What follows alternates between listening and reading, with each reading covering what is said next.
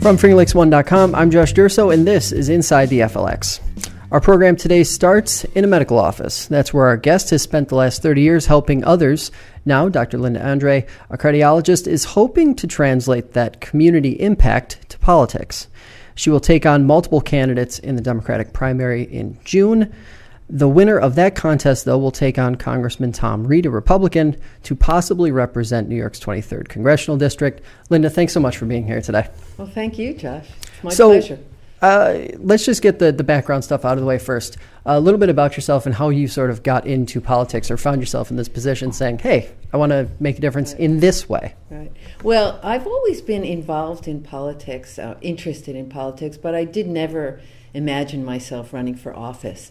But this time is a little different. I retired from cardiology. I was on my second career as a successful artist, going along, getting great opportunities when the current administration was formed. And in response to that, I went to the Women's March in Washington, and that was great. Felt great, but then what? Then what do you do? So I looked around my district, I looked in my community, and I thought, what's my next step here? How can I help? So I began to researched our current congressman, researched the area, the chances of winning, how he related to his constituents, and that kind of began fueling me on this journey that I'm on now.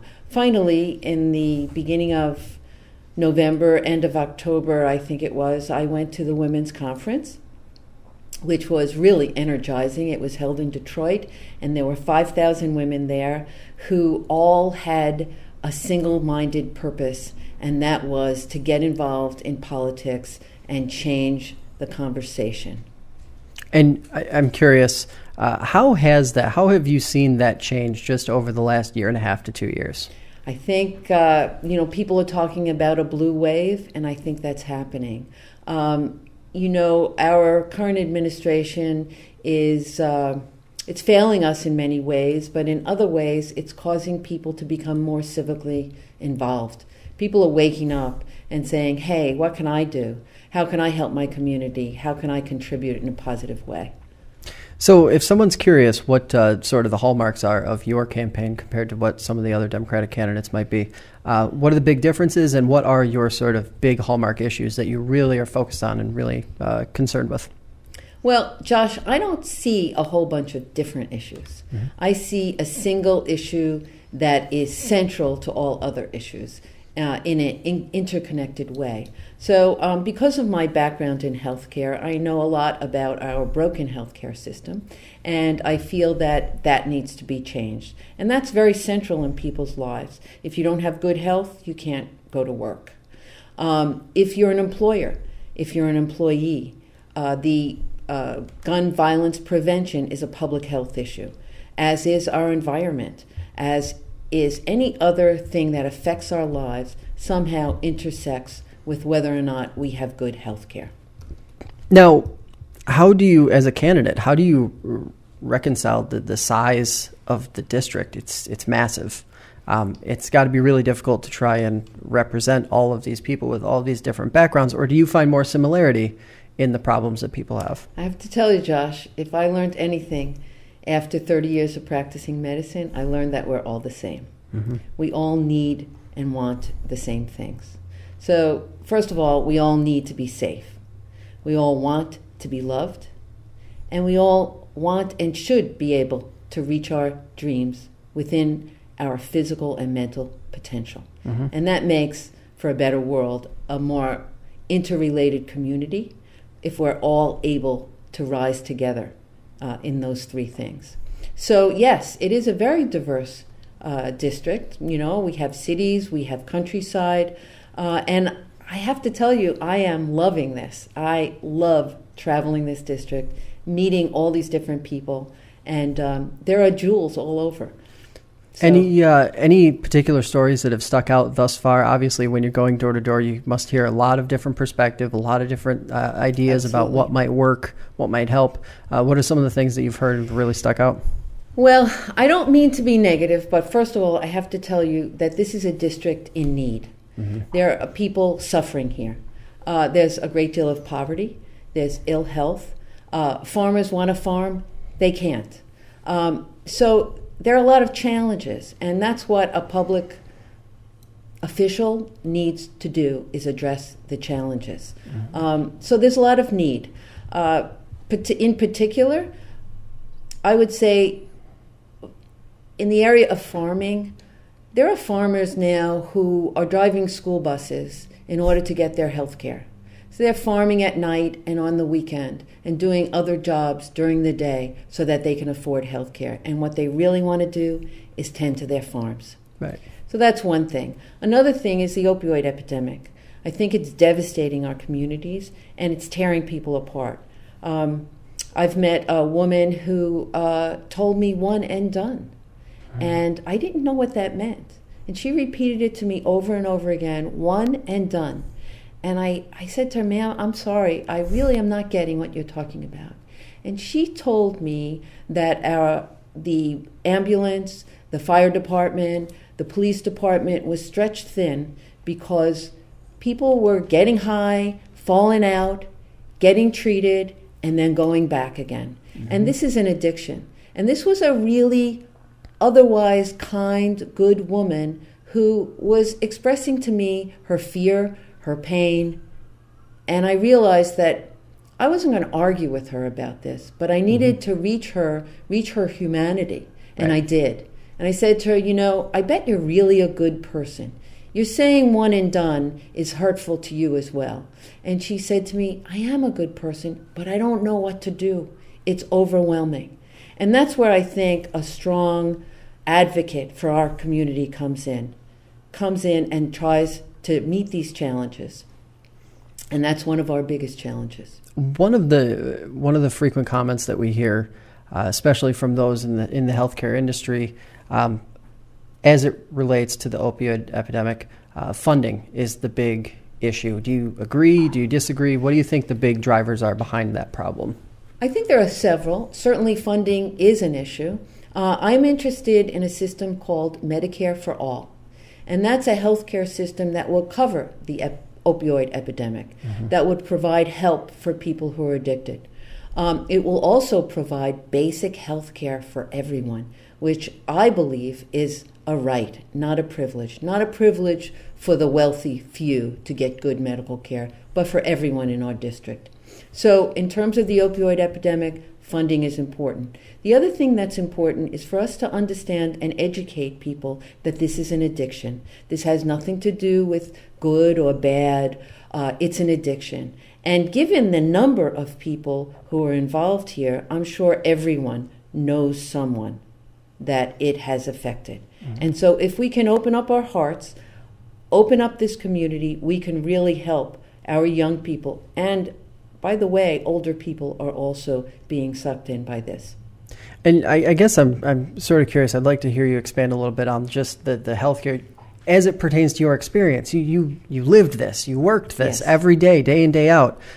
You, of all people, must have a special place in your heart for the struggle that is healthcare and paying for it. What is that like, seeing it over a long period of time? Yeah. Well, to tell you, Josh, being a doctor is not like television. Okay? It's not? No, it's not. It's about pain and suffering and loss. It's about people being angry and scared. And I feel like right now we're facing those issues in many, many different ways. So as a physician, I'm relating to people in the same way I practiced medicine.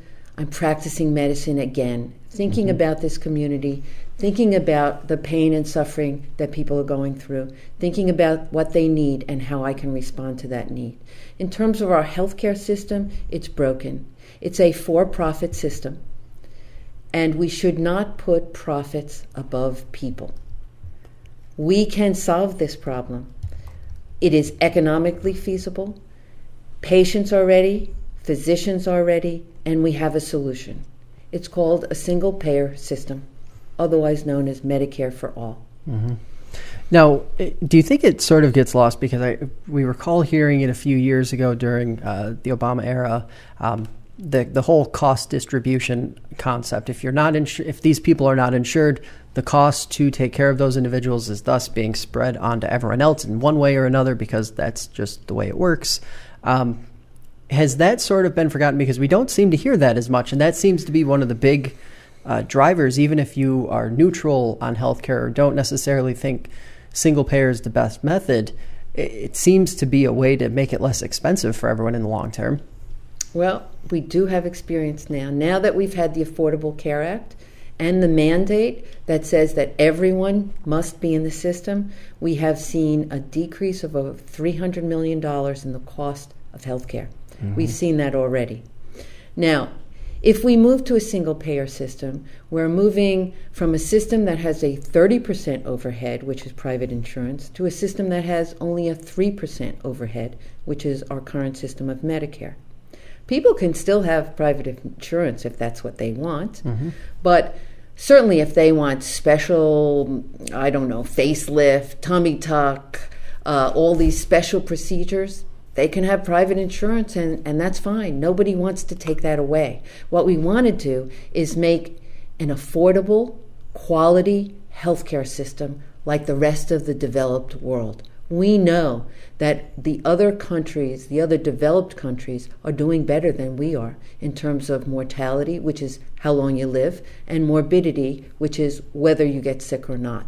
So we can take our current funding that we're already paying into, Medicare and Medicaid, put it all together, increase the efficiency of the system, decrease the operating cost, and then we can focus on what's really important, understanding what is the underlying cause of disease. And that is essentially 4 things: poverty, inadequate housing, food insecurity, and social isolation. When we address those 4 issues, we're talking about prevention. And you know how the old adage goes, an ounce of prevention is worth a pound of cure. Well, that happens to be true. If we can prevent illness, we can really have quality health care at a lower cost. Now, it does seem to be, now that you mentioned it, and that's a great segue, housing seems to be one of the big things that people on the local scale are starting to focus on. Transportation as well, but those 2 items seem to be packaged together quite a bit, especially when you're in a South Seneca or one of the rural parts of Schuyler County or Steuben County. How important is that to be addressed in connection with all these other things? Because it seems like what you're saying is we need to take an overarching approach and just tackle all of it, not these individual parts. Yes. Otherwise, it won't get fixed. I think where we have to start economically is with jobs. People need good, well-paying jobs with good benefits so they can take care of their families, so they can see their families. So, if you look at the numbers now, it's quoted that in this district, the unemployment rate is about 4.1 to 5%, somewhere around there. And you'd say, hey, that's great. Except it's probably really higher because we're not counting those people who have been unemployed for a long time. And even those people who are employed in low-paying jobs. And this is what we call the working poor. So they're working 40 hours a week at maybe 2 or 3 low-paying jobs where there's no health coverage. They don't know what their schedule is for the next week. On a Friday afternoon, they're told, oh, here's your schedule for the following week. How do you go back to school part-time? How do you take care of your family? How do you have a social life, any kind of social life, when you have those conditions? So when we are prepared, if we are prepared, and I am prepared to help move forward the repair of our infrastructure in this district, and that will provide good, high-paying union jobs to fix our roads, to convert our fossil fuel energy independence into one of renewable energy. Then we can give people good jobs, then they can have good housing as well. Now, let's switch gears a little bit. One of the items that all of the Democrats universally seem to have been taking it on is the gun control debate. let our viewers and listeners know where you stand on this entire debate, and furthermore, how it isn't necessarily as black and white as some out there have been trying to make it. It's a very nuanced problem, and it's going to take a very nuanced approach to deal with, right? Yeah. So, first of all, I want to not talk about gun control. I want to talk about violence prevention. Because again, this is a public health issue. And what we really want to do is prevent gun violence. In our district, there are people who are hunters as a matter of their family culture, something that's been passed down from generation to generation. There also may be people who are hunting for subsistence so that they can feed their families. When we react to something instead of acting on something, we make a big mistake. So the gun violence that we see in our country is horrendous. It's a tragedy, and we have to approach it. But if we approach it from purely an emotional level and scream out against guns, we're making a mistake. We need to study this problem. There's something called the Dickey Amendment that was put into place in 1996 by a Republican who now regrets it. And that amendment said we should take away funding from the Centers for Disease Control to study gun violence. Well, that was wrong. And this gentleman, Republican, knows that that was wrong. He actually comes out saying so.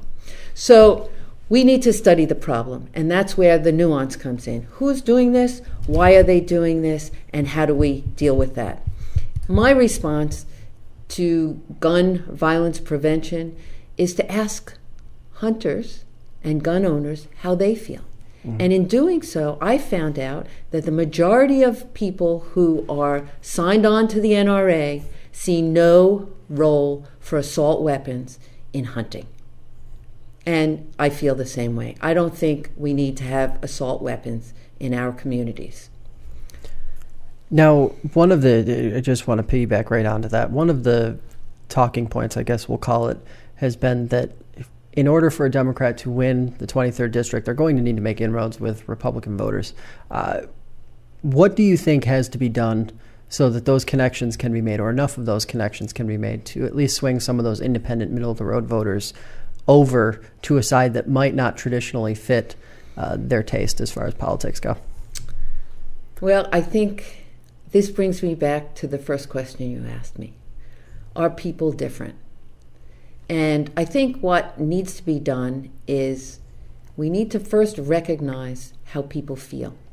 We need to first listen to what people's concerns are, because we all want to be heard. And unless you're listening as a public servant, you will never be able to serve. So my approach is to, first of all, let people know that I care about them.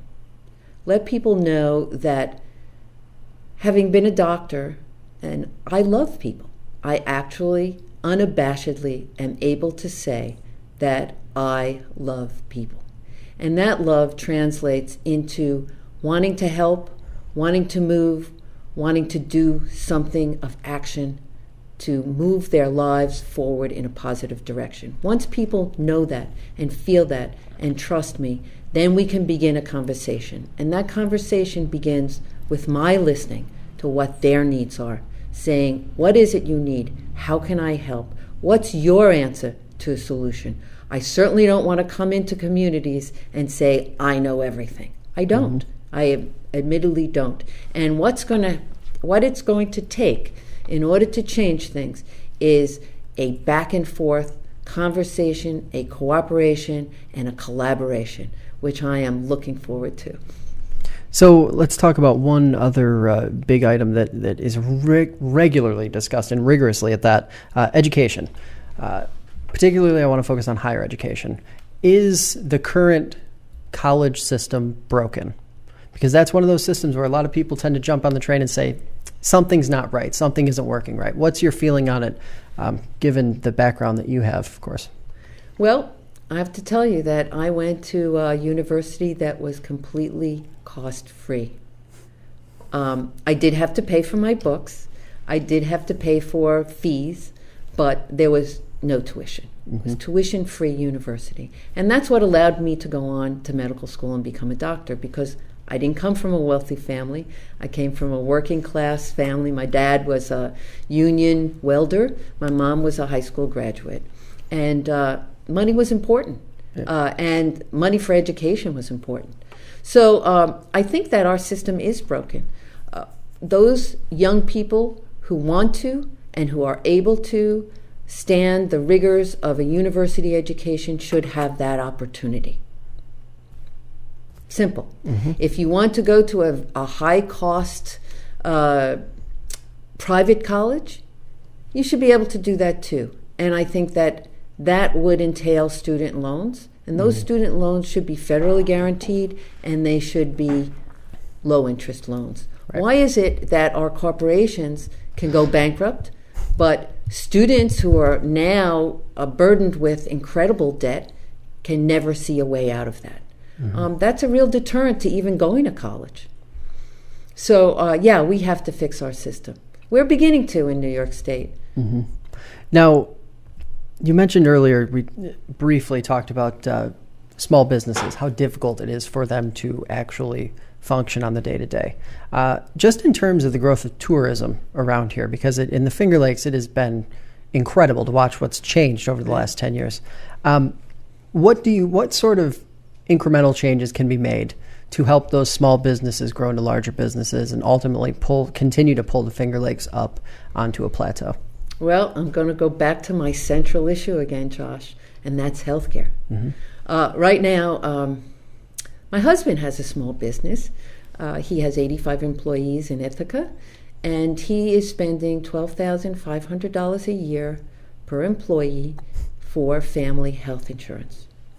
That's a big hurdle to get over. If you have to supply health insurance for your employees, a couple of things happen. One is you may not be able to grow your business as quickly as you otherwise would be able to. And the other is that you can't compete. So my husband's business is cybersecurity, and he is competing with Silicon Valley for his computer experts. And if he didn't have to have that burden of health insurance, he could offer a higher income. So I would start there. So this is going to be one of my last questions for you here. What has Tom Reed gotten wrong? What is the big thing? You mentioned obviously there were a couple big reasons why you got involved and decided to go down this road. But what are some of the big things now that you're talking to people, that you're really starting to hear? Well, it really started when I began going to Tom Reed's town halls. And what I noticed there were a whole bunch of really smart, involved people talking about this tax plan, telling him, look, these are the numbers. This is how it's going to affect me. Please listen to what's going to happen. If you vote for this bill, this is going to hurt me. And Tom, I really don't know what kind of person he is. I imagine he's a nice enough man, but I think he's just not able to get it. He's getting it wrong. These people are smart, they're earnest, they're concerned, and they're going to their representative to express those concerns. And he turns a deaf ear and a blind eye. And that infuriated me. And I knew I had to get in there because I think these people deserve better. This tax plan has been a devastation. Yes, for some very low-income people who have children, they are getting a benefit. But that benefit is not going to last. It'll be up in 7 years. And then what? And then is there a plan to help them? And the rest, the middle class, are losing ground. Taking away the state and local income tax benefits and taking away the ability to deduct real estate tax is causing people to leave the state, to leave the community. When people leave our community, there goes our tax base. In addition, the mandate for the Affordable Care Act has now been eliminated. Not only are we leaving 13 million people without health insurance, those of us who have health insurance, we are going to see our premiums go way up because the healthy mandated group is gone. So Tom knew better, and I think he was answering to not a higher cause, but a higher income group, and that is the super rich. So I think where Tom has gone astray is knowing who his constituents are, who he should be answering to, and they aren't the super wealthy, they're the people of New York 23. And last question for you, of course, why are you the best candidate to take on Tom Reed this fall? Well, Josh, not only do I have the heart of a loving, caring physician, I have the brains of someone who has dealt with a lot of challenges in the past. My 30-year career was, yes, taking care of patients one-on-one. It was also administering a cardiac catheterization lab in an 1,100-bed New York City hospital, the only cardiac catheterization lab in the entire borough of 2 million people, Queens. So I have a lot of administrative abilities. I have abilities to collaborate with people. I can really get things done with people who disagree with me and when there are challenges. Here in Tompkins County, I was the chair of the board of the Tompkins County chapter of the American Red Cross during a time of crisis. I know when there's an emergency, I know how to act. And I'll tell you one other thing, Josh. I may not know everything, and I certainly don't, but I know who to ask, how to round up a team of people, get them together, and get them to work. All right. Well, I really appreciate you taking the time to come in. This one's been a long time in the making. We've been trying to get this one for like 2 months. So thanks a lot, and best of luck moving forward with the rest of your campaign. Thank you, Josh. This was a great experience. Well, that is going to do it for us today. I'd like to thank Linda, our listeners, and of course, FingerLakes1.com for making this podcast possible. You can catch Inside the FLX on Saturdays during the 10 o'clock hour on WDWN 89.1 FM in Auburn or 97.7 FM in Fulton. The program can also be seen on Sundays and Tuesdays at 7 p.m. on Spectrum, channel 1304, and is available on iTunes, Stitcher, and the FingerLakes1.com app. Stay informed, Finger Lakes, and we will catch you next time.